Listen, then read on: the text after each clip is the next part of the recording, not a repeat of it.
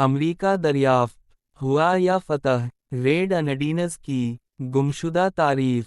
कहा जाता है कि अमरीका को कोलंबस ने दरियाफ्त किया, मगर किया वाकई? अगर वो बर्र-ए-आज़म पहले ही एक कदीम कौम से आबाद था, तो दरियाफ्त किस चीज़ की हुई? 1492 में कोलंबस मशरिकी इंडिया पहुंचने निकला, मगर पहुंच गया अमरीका, और वहां के मकामियों को अनडीनज़ कहना शुरू कर दिया। He thought he reached India.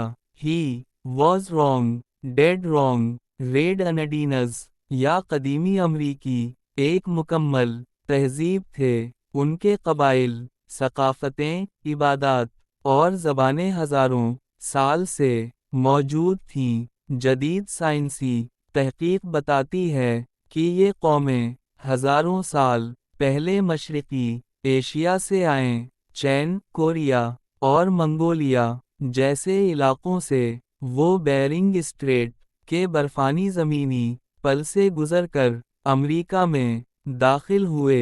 फिर हुआ किया, एक यूरोपी मुहिम जो आया और तारीख ने सब बदल दिया।